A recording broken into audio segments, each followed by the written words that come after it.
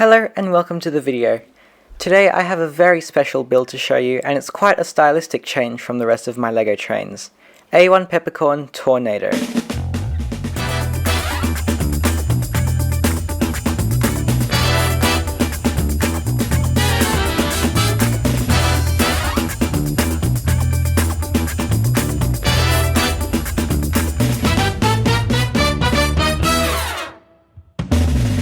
The real Tornado is an engine that needs no introduction.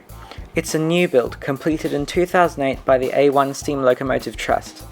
The original A1 locomotives, designed by Arthur Peppercorn, had all been scrapped by 1966, and rather than being a replica, Tornado is a whole new member of the class. Since then, it's gained a lot of publicity for its many achievements, including being the first steam engine in over 50 years to go 100 miles per hour on the British main line. My model is a representation of Tornado in its infancy, in workshop grey primer. I chose this livery mainly because of parts availability, as light bluish grey is one of LEGO's most produced colours. I did consider building it in LNER's apple green, but I thought LEGO green was too bright and saturated to represent it. I've also added stickers to this model, which were done by placing clear sticky tape on top of paper and lining the back of the paper with double-sided tape.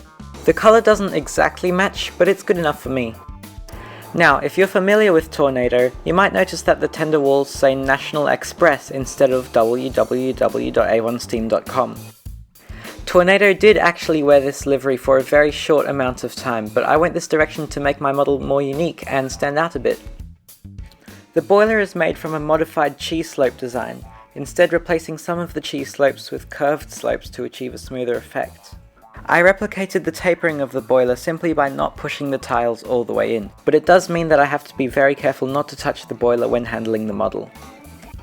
Removing the boiler, you can see how I've placed the firebox sides at an angle using these hinge pieces. Inside the cab, I've tried to replicate Tornado's interior as best as I could with the limited space available to me, but there's still enough room to fit a minifigure. The tender is motorized using powered up and uses some clever techniques to have the slopes on each end be flush with the sides. The battery box isn't secured using studs and actually just sits in the tender, and I can remove it like so. I put a lot of care and attention into the front of the locomotive, as I believe that's where a lot of the recognizability comes from. Its face, if you will. I think most of the character comes out thanks to the lining, but the narrow shape of the buffer beam definitely adds to the profile. The wheels and rods are from Brickvention Bricks, who are very helpful with supplying me with their wheels in light bluish grey, which they don't normally produce.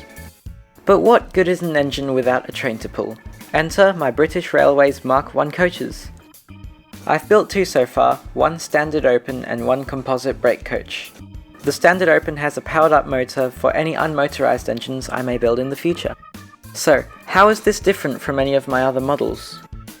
These models are 6 studs wide, and my pre-existing engines have all been built to an 8 wide scale. Although this does result in funny proportions when compared to a minifigure or a Speed Champions car, I'm planning on displaying it with mocks built to the scale. I've already dismantled 2 wagons and I'm going to convert them to 6 wide. I'm also working on 2 other engine designs, and one of them is nearing completion in studio, so stick around for that. And that's all for today. I'll leave you with some footage of the train running. Feel free to like the video or leave a comment. Thanks so much for watching, and I will see you in the next video.